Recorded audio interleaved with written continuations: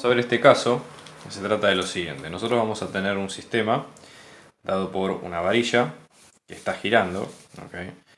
Está girando alrededor del eje que vamos a marcar ahora, que es el eje Y, ¿sí? Tenemos la varilla que viene en este sentido. La varilla tiene un determinado grosor y tiene una masa que puede desplazarse a lo largo de la varilla como si fuera una especie de riel, ¿ok? Bien, entonces, de las variables que tenemos O, que sería este punto. Luego vamos a tener la masa M conectada con el centro O, que en este caso tenemos la distancia del radio R. Tita, que es el ángulo, digamos, de apertura que tiene la masa M en este caso. Y luego tenemos los versores de desplazamiento, ¿no? En este caso esto sería E sub tita. Después tenemos E sub R. Y luego E sub phi. Y lo estamos poniendo en coordenadas intrínsecas justamente porque lo pide el problema. Dentro de las cosas que pide el problema es encontrar, en primer lugar, las ecuaciones de movimiento del móvil, entre las cuales están velocidad, posición, aceleración, etc. Entonces, en este caso lo primero que debemos hacer es tratar de buscar un sistema de referencia acorde a lo que estamos buscando nosotros, ¿no? Entonces, vamos a pasar de coordenadas cartesianas a coordenadas intrínsecas, como nos pide el problema. Vamos a tener que tener en cuenta que esto es el eje X positivo, y acá podemos tomar en cuenta el eje Y positivo para abajo, que pues tendría sentido en este problema, ¿no? Entonces, ¿qué es lo que ocurre? La velocidad angular está rotando en este sentido, ¿sí? Está rotando en este sentido de esta forma.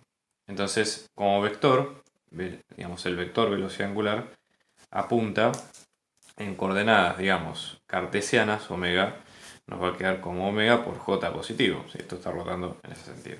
¿Cómo hacemos para descomponerlo en esta terna? Bueno, vamos a dibujar los vectores por separado. Vamos a tener omega, que viene aquí arriba. Luego, fíjense que tenemos la terna intrínseca, que la podemos ubicar de este lado, ¿no? Tenemos E sub R, y luego tenemos E sub tita. Obviamente no estoy considerando E sub phi porque no pertenece al plano de movimiento de este móvil, ¿no? Esa sería un poco la idea. Entonces, en ese caso, nosotros vamos a tener tita, es este ángulo. Tenemos tita de este lado, ¿no? Entonces, tenemos la facilidad de descomponerlo. Acá las dos componentes tenemos menos E sub R, ¿sí? Asociado con omega con el coseno, y después E sub tita, que está asociado con el seno del vector, ¿correcto? Bien. Eso es si nosotros estamos considerando omega en ese sentido, ¿sí? Que acá deberíamos ir con un menos. En el caso de que ustedes consideren omega positivo, ¿sí? Por ejemplo, nosotros tomamos omega, que nos va a quedar como omega por j, que sería omega apuntando en el sentido contrario.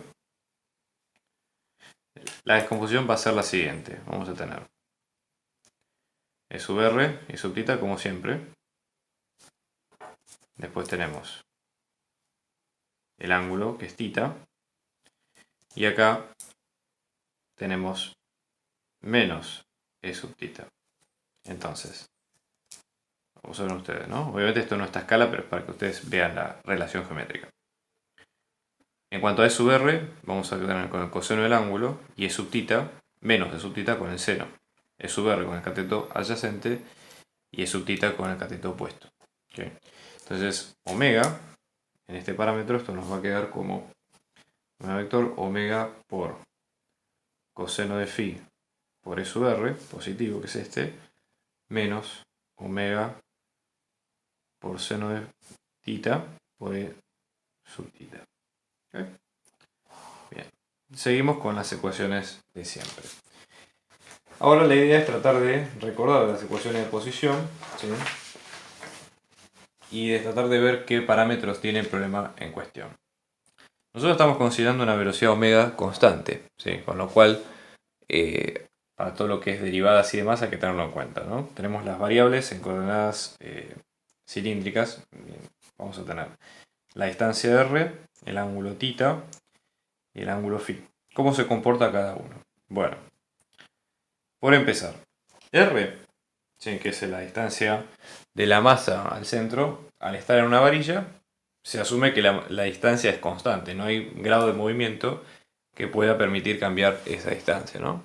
Entonces, en este caso, si R va a ser R mayúscula, la variable R, ¿no?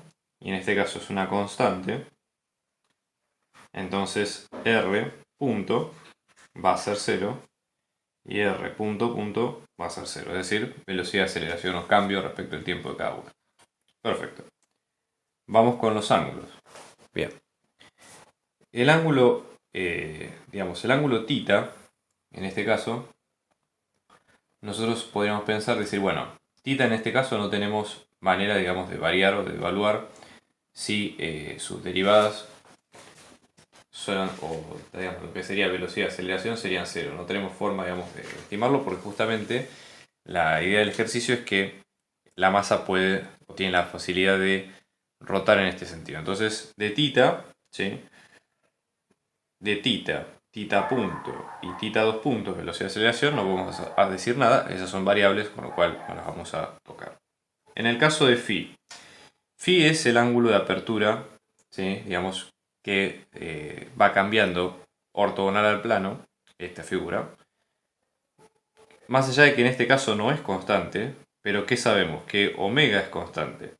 Omega es la velocidad que corresponde al, digamos, al cambio o al giro que tiene φ. Por lo tanto, en este caso φ punto sí va a ser constante. Y eso implica que su aceleración, es decir, su segunda derivada respecto al tiempo, va a ser 0. ¿Okay? Entonces, cumpliendo todos esos puntos, ahí tenemos todas las variantes de la ecuación. ¿Okay? Bien.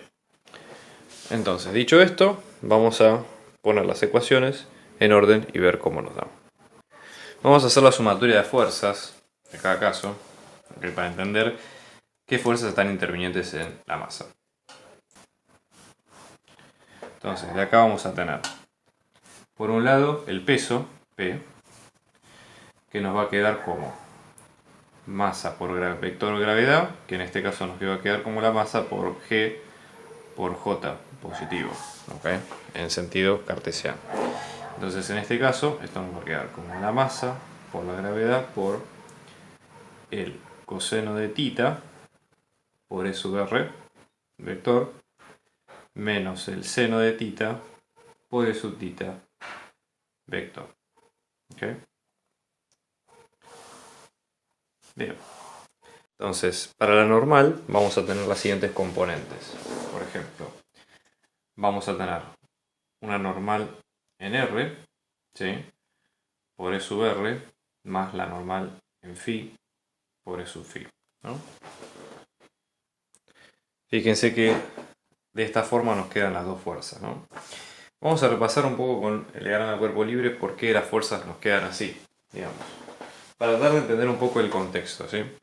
Entonces, en primer lugar, nosotros vamos a tener que, por ejemplo, de la masa original, nosotros ¿qué teníamos? P, que en este caso nos quedaba como M por G por J positivo, ¿no? Acá teníamos los dos versores, teníamos el versor E sub θ, E sub R, y luego a 100 punto E sub φ, ¿no? Entonces, la normal, nosotros en realidad tendríamos en dos componentes, por ejemplo.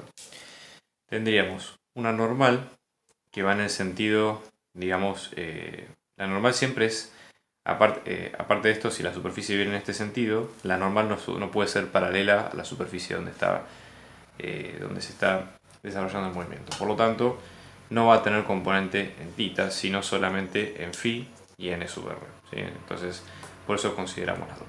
Bueno, y ahora lo que hay que hacer es escribir la ecuación justamente de sumatoria de fuerzas, ¿no?, para estas dos. Entonces, en este caso, esto viene acá, nosotros tenemos masa por aceleración vectorial y acá tenemos que poner todas las componentes que ya las habíamos calculado previamente de esta variable, ¿no? Entonces, en este caso, una vez que ustedes tienen todas las componentes de la aceleración, ¿qué es lo que hay que hacer? Hay que coordinar y juntar todas las componentes de este lado con la suma de la normal y el peso, ¿no? Entonces, normal más el peso, que en definitiva es la suma de fuerzas, esto nos va a quedar. Componentes con E sub R vamos a tener, ¿no? Como masa por gravedad más la reacción N sub R, ¿sí? Todo esto por el versor E sub R. Luego tenemos el versor E sub tita, entonces vamos a tener más menos la masa por la gravedad por el seno de tita por E sub tita más, en este caso, la misma componente de N sub phi que queda como N sub phi, ¿no? Entonces, ¿qué es lo que tenemos que hacer ahora? De estas dos ecuaciones, igualar componente a componente según las partes vectoriales de cada una. Entonces vamos a ir por partes. Tenemos para E sub R, ¿no? Esto nos quedaría menos m por r por tita punto al cuadrado más omega al cuadrado por seno de tita. Esto es igual a masa por gravedad más la normal en R. ¿Okay?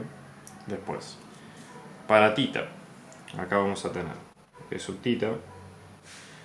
Esto nos va a quedar como R por tita 2 puntos menos omega al cuadrado por seno de tita por coseno de tita. Esto es igual a menos la masa por la gravedad por el seno de tita. Y luego para E sub phi vamos a tener n de phi, que nos va a quedar como 2 por R por omega por tita punto por coseno de tita. Aclaramos obviamente que de la expresión completa de la aceleración nosotros fuimos sacando todas las componentes que se habían anulado al principio, ¿sí? Que eran por ejemplo R punto, R2 puntos, etc., ¿no? Entonces eso es un poco la idea. Entonces nada, digamos, lo más importante en este caso es llegar a estos tres pasos. ¿Qué es lo que pide el problema también, digamos, en este sentido, ¿no? Nosotros de las tres ecuaciones que obtuvimos, E sub R, E sub tita y E sub phi, hay una sola que tiene la aceleración angular de el móvil, que sería la E sub tita, así que tiene tita 2 puntos. ¿Okay? Entonces, de alguna forma nosotros lo que podríamos hacer es tratar de despejarlo como ecuación diferencial para tratar de trabajarlo de una forma mejor para los puntos que siguen.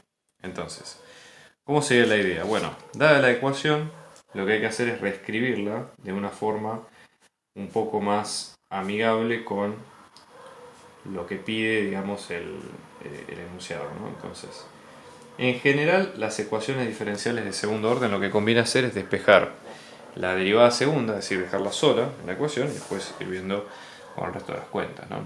Entonces, por ejemplo, acá una de las cosas que se puede hacer es dividir por R ambos lados de la ecuación. Dividimos por R acá, dividimos por R acá. Esto se nos va, vamos a tener, en este caso, tita 2 puntos menos omega al cuadrado por seno de tita por coseno de tita. Esto que nos va a quedar como menos m por g por seno de tita sobre r. Sumamos este término de los dos lados, entonces tita 2 puntos nos va a quedar, en este caso, como menos la masa, menos todo este término, más el término al cuadrado, etc. Si no, la otra forma es pasarlo todo a un solo lado, ¿sí? Entonces vamos a tener tita 2 puntos, y en este caso tendríamos sumado este término y restado este otro. Entonces tendríamos más masa por gravedad por seno de tita sobre r, menos, en este caso, entonces omega cuadrado por seno de tita, ¿sí? Por coseno de tita, igual a 0. Entonces, digamos, a grosso modo, ¿qué se puede obtener de este caso, ¿no? Bueno, por empezar, nosotros, una de las cosas que se pueden hacer, una pequeña corrección, es que en la fórmula de subtita teníamos la masa multiplicada de los dos lados. Entonces, ya aclaramos que la teníamos de este lado, luego la eliminamos, ¿sí? Y pasa a ser entonces, una de las cosas que se pueden hacer es despejar seno de tita como un factor común en esta ecuación. Esto lo que nos va a quedar va a ser g sobre r menos omega al cuadrado por coseno de tita igual a 0, ¿de acuerdo? Entonces eso sería la ecuación, digamos, diferencial en este caso. Ya con esto podemos armar lo que nos pide en el siguiente punto. En el siguiente punto lo que nos piden es determinar la posición de equilibrio, ¿sí? Que va a estar de esta forma. Las dos posiciones de equilibrio que van a estar en las dos formas, ¿no? Tita 1 y tita 2, donde tita 1 y tita 2 pertenecen al intervalo entre 0 y pi sobre 2. ¿Ok? Entonces, una vez que queremos determinar ese ángulo de equilibrio, también queremos determinar la velocidad de equilibrio. Entonces, esa sería un poco la idea.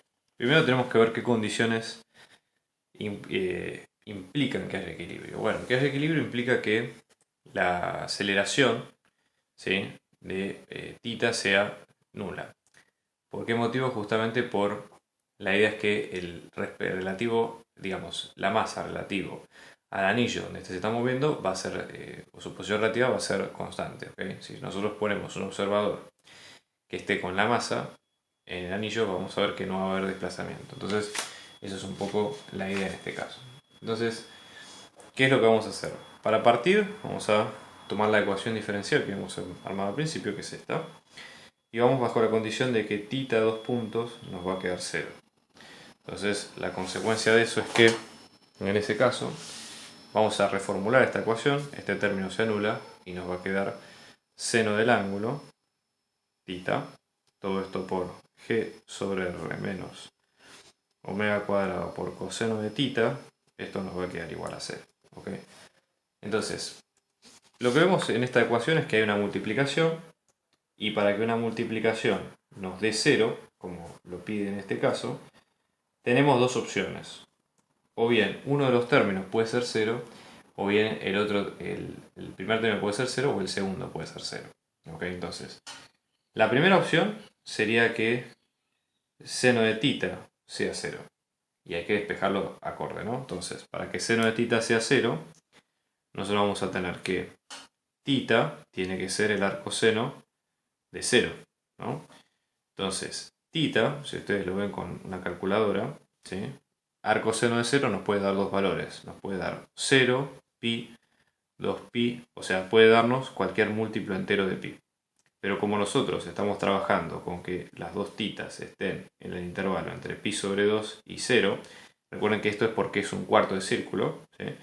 Entonces el valor de tita que nos quedamos es solamente el primero, que es el que está incluido en este intervalo. ¿Sí? Inclusive también por los valores negativos.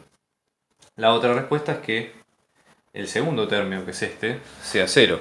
Entonces, en ese caso vamos a tener g sobre r menos omega cuadrado por coseno de tita, nos va a quedar 0. Entonces, despejando coseno de tita, acá vamos a tener coseno de tita, que en este caso nos va a quedar como g sobre r por omega cuadrado. ¿Ok? Y en este caso vamos a tener que tita nos va a quedar como el arco coseno de todo esto. ¿Ok? Entonces, nos queda esta expresión. Ahora, ¿cómo hacemos para pasar a una forma un poco más entendible? ¿Sí? Nosotros por un lado sabemos que tenemos que tener en cuenta digamos, las limitaciones que tenemos en este caso. Es decir, coseno como función trigonométrica siempre está incluida o está comprendida entre 1 y menos 1. ¿Sí? Bien. En este caso, nosotros vamos a trabajar con coseno positivo por el hecho siguiente. Fíjense, si ustedes estudian la función coseno brevemente, si no hace falta que sea algo muy complejo, va a tener esta forma y va a tener una función impar. ¿Sí? Entonces, nosotros tenemos para los dos valores de coseno, vamos a tener que sí va a estar comprendida entre estos dos, pero nosotros, como estamos trabajando entre 0 y pi sobre 2, nos vamos a mantener con la parte positiva, que es toda esta. Entonces, vamos a tener en cuenta coseno de tita menor o igual a 1 y mayor a 0. ¿Sí? Eso nos implica una restricción con lo que tenemos en cuestión acá. Entonces, ¿eso qué implica? ¿No? Por un lado, ¿sí?, que todo este valor esté menor, ¿sí?, o tengamos lo siguiente. Así que, entonces, vamos a tener coseno de ángulo, que coseno del ángulo es coseno del arco coseno de g sobre r por omega cuadrado. Todo esto es menor o igual a 1. Coseno y arco coseno se complementan, o sea que son operaciones iguales y contrarias, y llegamos a la igualdad de que g sobre r por omega cuadrado es menor a 1. Entonces, lo despejemos lo tenemos que despejar en función de la velocidad angular mínima, que es lo que pide el ejercicio, ¿no? Entonces, multiplico por omega cuadrado en ambos lados, fíjense que es un valor positivo, así que no cambia el sentido de la desigualdad. ¿Sí? Entonces, ahora, esto se puede dar también así, omega cuadrado es mayor o igual a g sobre r, y aplicando raíz cuadrada en ambos lados, el omega nos va a quedar mayor o igual a la raíz de g sobre r, ¿no? Bueno, ¿qué es este valor? Esta es la frecuencia angular mínima, ¿sí? Tal que esta condición de equilibrio se alcanza. Entonces, eso es un poco la respuesta a la pregunta del problema. El último caso lo que nos pregunta es, ¿qué ocurre cuando nosotros tenemos pequeñas oscilaciones alrededor de la posición de equilibrio, que fue la que determinamos antes, ¿no? Determinar en ese caso la ecuación de movimiento, la expresión de la pulsación omega sub 0 y la velocidad angular máxima para que esa posición de equilibrio exista. Y como sugerencia, lo que nos plantea el ejercicio para poder salvar ese problema es el siguiente. Vamos a poder aproximar cada una de las funciones con el polinomio de Taylor, ¿sí? Digamos, esto es como tema aparte, ¿no? Generalmente en las ecuaciones que trabajamos nosotros hasta ahora, trabajamos con seno y coseno. Y estas ecuaciones, si uno las toma literalmente, pueden ser problemáticas porque no tienen compatibilidad con el resto de la ecuación. Entonces nada, conviene tratar de aproximarlas a valores que dentro del rango de acción la respuesta dé con un error aceptable. Entonces, en este caso, si aproximamos a ambas con polinomios de Taylor de grado 1, ¿sí? En este caso, ¿por qué? Porque estamos tomando ángulos que son mucho menores que 1, en este sentido. Entonces, vamos a aproximar a seno con tita, ¿sí? Y a coseno con 1. Entonces va a ser mucho más simple al momento de resolverlo, ¿de acuerdo? Entonces, vamos a empezar. La idea en este caso va a ser la siguiente. Vamos a tener la ecuación de equilibrio que fue la que teníamos al principio, ¿no? Que teníamos tita 2 puntos, más, en este caso, seno de tita. Todo esto por, vamos a tener g sobre r menos omega cuadrado por coseno de tita. Todo esto es igual a 0. Bien. Primer paso, vamos a reemplazar con las aproximaciones que habíamos incurrido al principio. Seno aquí y luego coseno de este lado. Entonces, fíjense que esto nos va a quedar como tita 2 puntos más tita por, abrimos paréntesis, en este caso vamos a tener g sobre r menos omega cuadrado, todo esto es igual a 0, ¿de acuerdo? Bien. Entonces, la idea es decir, bueno, ¿cuál es la solución de esta ecuación diferencial?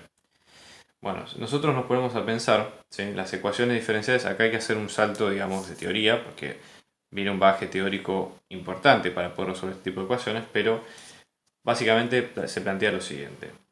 Nosotros supongamos que tenemos una ecuación diferencial de este estilo, generalmente para movimientos oscilatorio armónicos son las más similares, ¿no? Bueno, la aceleración más el desplazamiento por una variable, ¿sí? Esto nos va a quedar igual a 0. ¿Okay? Bueno, esa variable se le llama, ¿sí? La frecuencia de oscilación, ¿sí? Yo, para no confundirla con el omega, acá le vamos a poner omega prima, ¿sí? Y este omega prima está al cuadrado. Esto ustedes lo pueden ver de esta forma o lo pueden resolver como si fuera una ecuación diferencial de segundo grado homogénea. Homogénea porque todos los términos, digamos, con tita están de un lado de la ecuación y todo el resto, digamos, las constantes y demás, van en 0 y por eso es lo que queda de este lado. Entonces, si van a las ecuaciones de movimiento armónico simple, por eso queda esta resolución de ahí, ¿no? Digamos que tiene esa estructura. Entonces, todo lo que esté aquí adentro acompañando a la variable de desplazamiento va a ser llamado el omega prima, que es lo que nos piden a nosotros. Acá en vez de llamarlo omega prima, le llaman omega 0, sub 0, ¿no? Entonces, si hacemos la igualación término a término, el omega 0 al cuadrado nos queda g sobre r menos omega al cuadrado, y por ende, para despejarlo de acá, vamos a aplicar raíz cuadrada en ambos lados y esto nos va a quedar como la raíz cuadrada de g sobre r menos omega al cuadrado, ¿no? Entonces, ese sería el punto. ¿Qué es lo que ocurre? ¿Sí? En este caso, ¿cuál sería la velocidad máxima que nosotros podemos llegar a tener? ¿Sí?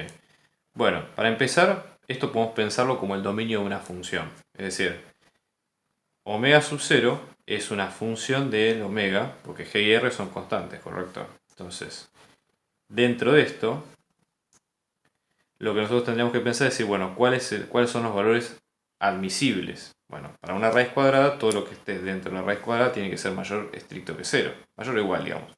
Entonces vamos a tener g sobre r menos omega cuadrado mayor o igual a 0. Resto g sobre r de ambos lados, entonces esto me va a quedar mayor o igual a menos g sobre r. Y por lo tanto, omega me va a quedar cuadrado, me va a quedar menor o igual a g sobre r. Y omega me va a quedar menor o igual a la raíz de g sobre r. Entonces, ¿qué es lo que ocurre? Y a su vez omega es mayor que 0. Entonces, en este caso, entre 0 y este omega, ¿sí? Que va a ser la raíz de g sobre r, es el omega máximo admisible para esta función. ¿Okay? Entonces, omega máximo, en este caso, vamos a ponerlo de este lado, nos va a quedar como la raíz de g sobre r para este caso en particular.